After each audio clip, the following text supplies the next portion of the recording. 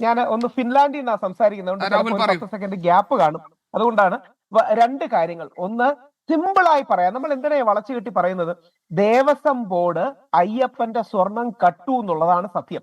എനിക്ക് ഒന്നോ രണ്ടോ പേരുടെ പേര് പറയണമെന്ന് ആഗ്രഹമുണ്ട്. പറയാത്തതിന്റെ ഏക കാരണം ഇനിയും അന്വേഷണത്തിന്റെ ഘട്ടത്തിലാണ്, ആ പേരും കൂടെ വരും. ആ പേരുകാരൊക്കെ വളരെ വലിയ പേരുകാരും ആദരണീയരുമായതുകൊണ്ട് പേര് പറയുന്നില്ല, നമുക്ക് എല്ലാം അറിയാം ആരെയാണ് ഉദ്ദേശിക്കുന്നത്.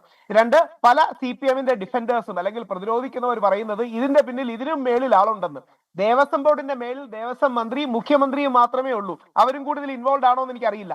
അതായത് മനഃപൂർവ്വം ഒളിഞ്ഞും തെളിഞ്ഞും ബാക്കി ആൾക്കാരെ. ഒറ്റ മിനിറ്റ് രാഹുൽ, ഒരു കാര്യം പറഞ്ഞോട്ടെ.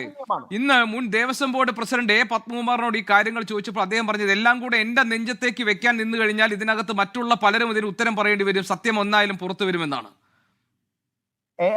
ഞാൻ എല്ലാ ആദരവോട് അദ്ദേഹത്തിന്റെ പേരെടുക്കാതെ അദ്ദേഹത്തിനോട് പറഞ്ഞോട്ടെ, അദ്ദേഹം അടക്കം സംശയത്തിന്റെ നിഴൽ നിൽക്കുമ്പോൾ ഇദ്ദേഹം കലികാലം തീരാൻ വേണ്ടി കാത്തു നിൽക്കുകയാണോ? അദ്ദേഹത്തിന് എന്തെങ്കിലും പറയാനുണ്ടെങ്കിൽ പറയണം. ഈ സമയമല്ലാതെ പിന്നെ വേറെ ഏത് സമയത്താ പറയുന്നത്? എല്ലാ സംശയത്തിന്റെ മുൾമുനയും ആ ചില വ്യക്തികളിലേക്ക് കേന്ദ്രീകരിച്ച് നിൽക്കുമ്പോൾ അദ്ദേഹത്തിന് പറയാനുണ്ടെങ്കിൽ ഈ അവസരത്തിൽ പറയണം. ഞങ്ങളൊക്കെ അങ്ങേയറ്റം ആദരിക്കുന്ന, ഞങ്ങളെയൊക്കെ അങ്ങേയറ്റം ശബരിമല പ്രക്ഷോഭകാലത്ത് സഹായിച്ച ഒരുപാട് വ്യക്തിപരമായി നന്ദിയുള്ള മനുഷ്യനാണ്.